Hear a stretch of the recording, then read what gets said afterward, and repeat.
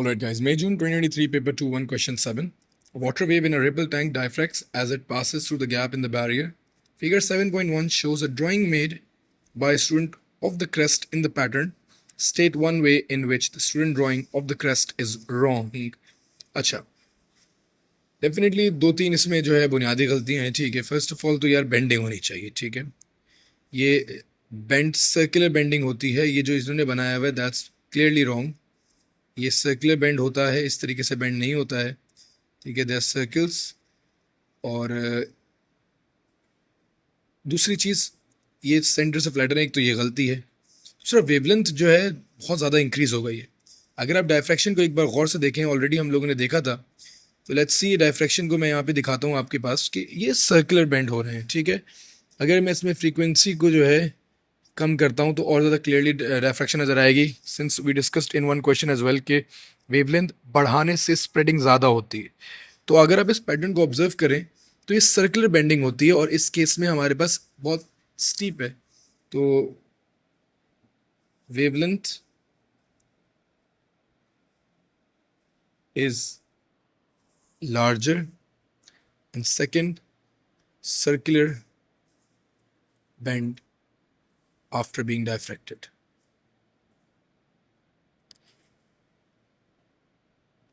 Moving on. The gap in the barrier is now made smaller than the wavelength as shown in figure 7.2. Complete figure 7.2 with at least 3 crests to show a new diffraction pattern. तो diffraction pattern को बनाने के लिए सबसे पहले तो जो आपके सर्कल्स होंगे उनकी वेवलेंथ जो है एक दूसरे को कॉरेस्पॉन्ड करनी चाहिए.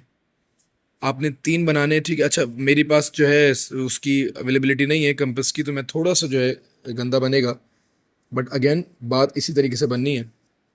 ये जो वेवलेंथ है ये दोनों डायफ्रैक्टेड वेव और इंसिडेंट की बराबर होनी चाहिए. ठीक है, 3 सर्कल्स होने चाहिए, बेंडिंग होनी चाहिए, and that's how you would get 2 marks.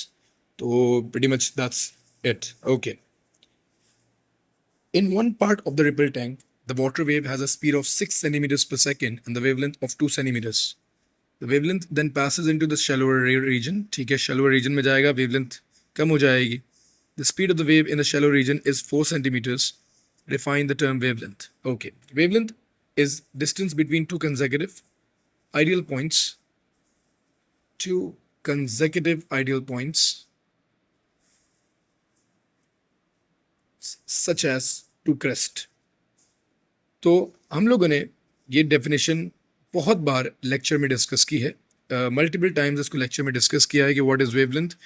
तो आप एग्जैक्टली वही जो है डेफिनेशन है वो लिख देंगे. ठीक है, तो ये आपको पूरे मार्क्स एग्जामिनर दे देगा. ठीक है, मेजर्ड इन मीटर्स अगर लिखना चाहे लिख दें. आई पर्सनली थिंक कि 1 नंबर के लिए जो मैंने लिखा है मोर देन एनफ है.